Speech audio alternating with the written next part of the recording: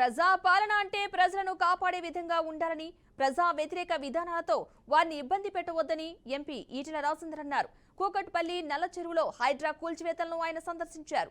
మధ్యతరగతి ప్రజలకు కనీసం సమయం ఇవ్వకుండా విలువైన వస్తువులను ధ్వంసం చేస్తున్నారని ఈటెల విమర్శించారు. బాధితులకు అండగా ఉండి వారికి న్యాయం చేసే వరకు పోరాడతామన్నారు.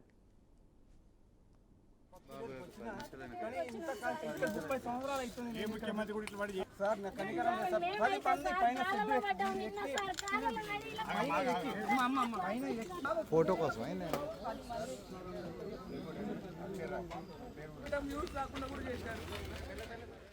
చాలా కాస్ట్లీ భూములు కాబట్టి యజమానులు ఎవరికి లీజుకి ఇచ్చింది ఇవన్నీ? రమేష్ లాంటి క్యాటరర్స్. అంటే తెలంగాణ పల్లెల్లో ఉపాధి లేక పొట్ట చేత పట్టుకొని అమ్మనాన్న తీసుకొని చదువుకున్న యువకులు అనేక మంది పట్టణానికి వచ్చారు.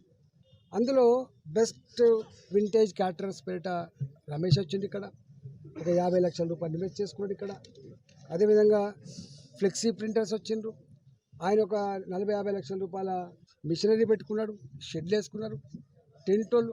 ఒక్క మాట చెప్పాలంటే ఈ ప్రాంతానికి నల్ల చెరువుల్లో యజమానులు ఇచ్చినటువంటి లీజ్ భూములు తీసుకోవడానికి వచ్చింది కేవలం ఎవరంటే వివిధ ప్రాంతాల నుంచి, వాళ్ళ ఆంధ్ర కావచ్చు, తెలంగాణ కావచ్చు, పొట్ట చేత పట్టుకొని వచ్చి జీవనం కొనసాగిస్తున్నారు తప్ప ఎవ్వరు ఇలా కోట్ల రూపాయలు యజమానులు లేదు.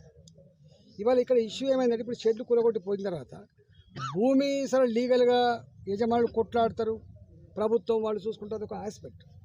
కానీ ఇక్కడ తక్కువ ధరకు వస్తుందని వీళ్ళు ఎక్కువ డబ్బులు పెట్టలేక, నెల కిరాయిలు ఎక్కువ ఇవ్వలేక, అడ్వాన్సులు ఎక్కువ ఇవ్వలేక పాపం ఉన్నంతలో ఇక్కడ బతుకుతున్నటువంటి వాళ్ళు కనీస నామమాత్రానికి కూడా ఒక ఇన్ఫర్మేషన్ ఇవ్వకుండా వాళ్ళు అడిగింది ఏంటిది?